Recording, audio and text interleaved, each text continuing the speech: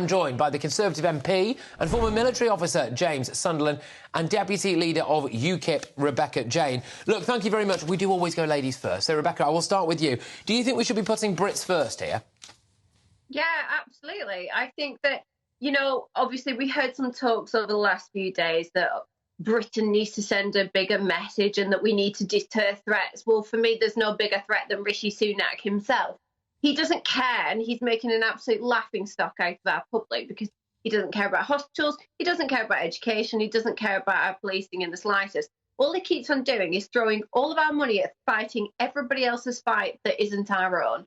So we just have to stop it and look after our own people. All right, James, that is one side of this argument, isn't it? Which is that we are spending far too much money abroad and not enough here in the UK.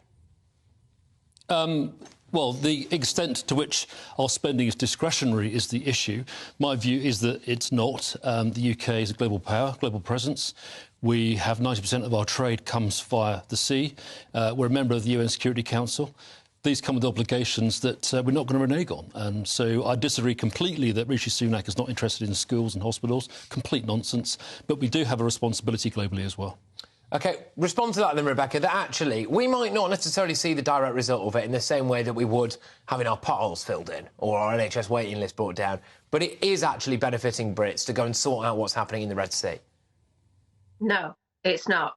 Let me take you as a really good classic example, and I can speak from experience. So on Thursday, I was blue lighted to hospital at 11:30 in the morning. I ended up in the hospital by 1:30 in the afternoon, and by 10 o'clock at night, I was signing myself out with a stomach that was bleeding internally because the doctor hadn't seen me and there was no signs of them seeing me. Behind me, there was a terminally ill gentleman that I'll be surprised if he's actually here today, was having his consultations on the corridors. This is real world Britain, and this is what our people are dealing with today. So anybody that wants to try and tell me that Rishi Sunak cares about our NHS, I cannot take seriously, because this is the real world that we're living in.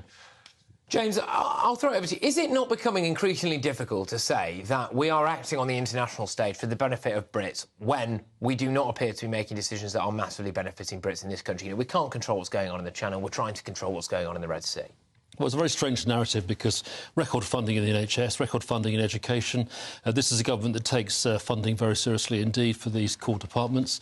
But we also have obligations internationally. And I'm really sorry, but if a British ship is directly attacked by the Houthis, if an American ship is attacked by the Houthis, if we've got maritime shipping being attacked in the Red Sea, doing nothing's not an option. And I'm afraid we have an obligation under international law to deal with it. Yeah, Rebecca, there is that side of it. Look, what do you want to happen? You know, you're very pro-Britain, obviously. You're the deputy leader of UKIP. You see Brits being attacked on a British vessel. I mean, do you not want us to hit back? There is that situation, but then we're missing out completely about Ukraine here. How can we justify the sheer amounts of billions that he's spending on that country? He's just been given the freedom of Ukraine. Good, move there, because he seems to love that country a heck of a lot more than our own.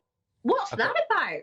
All right, James, I do put it to you that it would be much more of a vote winner if you and the Conservative Party spent 20 million quid filling in potholes, or the 12 billion quid that apparently we've spent on the war in Ukraine, you know, sorting out our Home Office and our immigration system, for example. You know, would that not be more of a vote winner to you?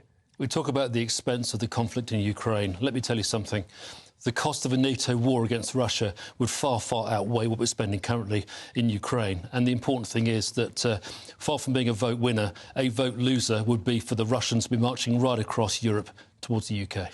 Oh, all right, OK. Rebecca, yeah, I'll put it to you that there is a bigger picture here. And, you know, it's all very noble wanting to put Brits first, etc., in that regard. But that is exactly what we're doing when we go abroad and we want to stop Putin or anything. You just don't buy that, do you? You're shaking your head there. No, not in the slightest. I actually think that the biggest threat to the UK right now is Rishi Sunak himself and how much he's actually just winding Putin up. It is absolutely gospel that anybody knows that if you start touching our country, we are going to fight back, and we're going to fight back hard. All right. But to carry on, just keep on supporting Ukraine when he hasn't even asked the people in this country if they want us to do that, he's going to do nothing but start World War III. James, I'm very confused about where this money is coming from, to be honest. I mean, as anyone will know who watched this show, I am not the biggest fan of the junior doctors' strikes, right, OK? But we have been told that we haven't really got a huge amount of money for them. Nurses as well are another one. I mean, you can take your pick across the board here. You know, we've got vulnerable older people, social care, all of that stuff, right? So where on earth is the money coming from to bomb the Houthis? Well, the first thing I'd say is that the UK has NATO commitments. There are at least 30 countries in NATO who all agree the position on Ukraine. They can't all be wrong. We have a duty to maintain international peace, and we must do so. Defending the realm, defending our people, defending the UK is our #1 priority in any government, and that's shared across Europe and across our NATO allies. In terms of the Houthis, once again, I mean, you could argue that the cost of flying 4 Typhoons down towards the Red Sea and bombing the Houthis and back was not excessive in terms of the overall defence budget, but it was a necessary measure. And, of course, the Prime Minister today mentioned in the House of Commons that he'd be prepared to do it again if the Houthis don't get the message. Yeah. All right, both of you, thank you very much. We asked for a head-to-head. We certainly got one. Much appreciated. That is the Conservative MP, former military officer James Sunderland, and the Deputy Leader of UKIP, Rebecca Jane. Look.